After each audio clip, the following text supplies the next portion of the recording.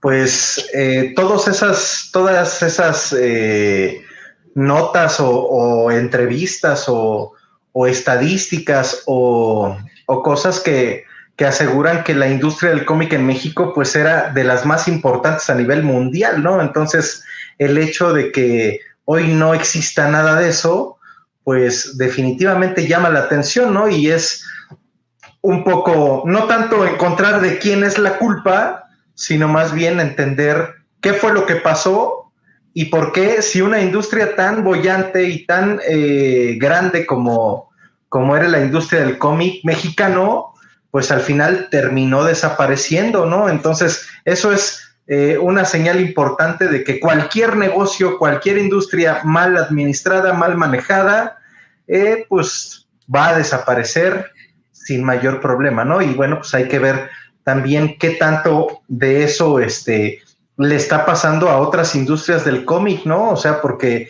en Estados Unidos la industria del cómic actualmente pues no está así como que muy pinche sólida, ¿no? Entonces creo que es importante eso. Y bueno, a mí me gustaría empezar un poco acerca de, pues finalmente, después de la revolución, ¿no? Después de esa guerra de la revolución, pues en 1910, pues había mucha gente analfabeta en el país, ¿no? Muchísima gente analfabeta, y bueno, una estrategia para que esa gente, para que se le pudiera comunicar cosas a esa gente que no leía y todo eso, pues al final fueron los cómics, ¿no? Los primeros cómics que se empezaron a mover entre la audiencia de aquel tiempo, pues el mayor consumidor pues eran los pobres, ¿no? Los que no sabían leer, y por eso en algún momento se identificaba el cómic como algo de muy bajo nivel, ¿no? Como lo peor de lo peor, porque históricamente, al menos aquí en el país, pues realmente el cómic se utilizó para eso, y pues ¿por qué lees cómics? Pues porque no sé leer, o porque pues los monitos me entretienen, y porque a lo mejor sin monitos no me interesa lo que ahí diga. Y bueno, pues esa es la realidad que se vivía despuesito de la revolución, ¿no? O sea, millones y millones de indios, de personas, de gente que pues se empezó a tener mensajes pues mensajes publicitarios, mensajes del gobierno, mensajes y bueno, historias para entretenerse. Bueno, pues ahí me parece que ahí empezó todo este asunto. Y bueno, pues al principio los primeros comicitos que se empezaron a vender, pues justamente por eso eran tan baratos, ¿no? O sea, eran muy baratos para que quien los comprara, pues justamente la clase social a la que iban dirigidos, e incluso si en ese tiempo te veían con uno de esos cómics, pues eras así como Chairo, ¿no? De aquel tiempo. Y pues sí, me parece que ese es un antecedente importante. ¿Por qué? Pues porque finalmente eso detonó muchas cosas, ¿no? En algún momento alguien le vio el negocio, y bueno, pues de ahí empezaron a surgir ciertas editoriales que empezaron a hacer un gran negocio con los cómics de aquí, que empezaron a salir, el Chamaco, el Pepín, el Paquitos, ¿no? El Paquito, pues todos esos, y bueno, pues se vendían en ese tiempo millones y millones de esos cómics, y pues fue algo, o fue un mercado que pues finalmente iba dirigido a lo más jodido de la sociedad mexicana en este caso, ¿no? Así es que además acaba de pasar algo muy cabrón aquí, perdón, así es que además en ese momento histórico hay muchas cosas que estaban ocurriendo y que no estaban ocurriendo también, ¿no? Hablando de todo el tema del entretenimiento, pues la televisión, no había televisión, si acaso por ahí empezaba a haber algo de radio, Y entonces, pues, la forma de comunicarse, de informar, pues era a través de los periódicos en un principio, y la forma de entretener era a través de las historietas, ¿no?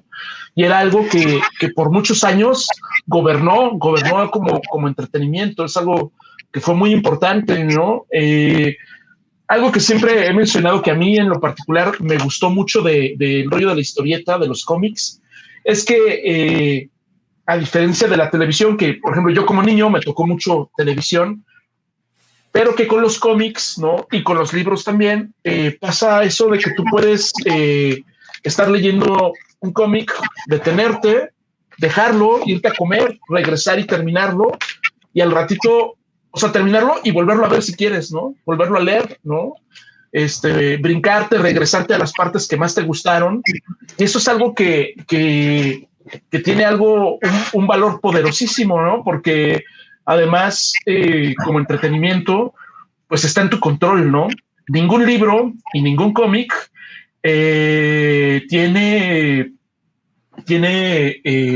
puede existir sin el lector. El control de cómo se ejecuta, de cómo la historia cobra vida, está en el control del lector en todo momento, ¿no? Si un cómic, si un libro permanece cerrado, está muerto, ¿no? Está muerto y no vive y pues sirve ahí para estorbar nada más, ¿no? Pero al momento de que lo lees es como el libro cobra fuerza, ¿no? A diferencia de la televisión, que la televisión hablaba y no paraba, ¿no? El radio lo mismo, ¿no? Y en ese momento, en aquella época, ahorita ya es diferente, ¿no? Pero yo siendo chavito tienes que llegar a ver tu caricatura, ¿no? A tal hora, y tiene un tiempo, empieza y termina, y si llegaste tarde, te lo perdiste, ¿no? O si ese día no puedes, no llegas a tiempo, no lo vas a ver y te lo pierdes, ¿no? Yo vi hasta hace muy pocos años, vi el final de los Thundercats, ¿no? Que nunca lo pude ver de morro, porque tenía que esperarme a que lo pasaran y no estaba en mi control, ¿no? Cambió un poco con las videocaseteras y eso, pero bueno, este rollo de tener el control de tu entretenimiento está bien cabrón, porque en todo este periodo que menciona Logan, ¿no? Después de la revolución se supone que termina en 1917, pero bueno, es sabido por todos que el país no acabó de apaciguarse hasta ya entrados los años 30, ¿no? Pero en ese periodo, y bueno, en los años que siguieron, pues estaba esto de entretenerse leyendo estas publicaciones, ¿no? Y algo que además estaba increíble es que lo leía uno y se lo pasaba al otro, ¿no? El caso de las familias que compraban uno de esos, lo leía uno y se lo pasaba al hermano y al primo, y lo leían y lo comentaban, y esa dinámica era bien interesante, ¿no? Algo que pues que no pasaba así, ¿no? Y es muy curioso eso, porque mucha gente aprendió a leer gracias a eso, ¿no? Aprendieron a entender, o sea, a ver los monitos de aquí de izquierda a derecha, ¿no? De arriba abajo, y entender, aprender a descifrar el cómo está contada una historia a través de cuadritos, ¿no? Y eso es bien interesante. Pura pinche Fortaleza Comics. No estamos aquí de visita.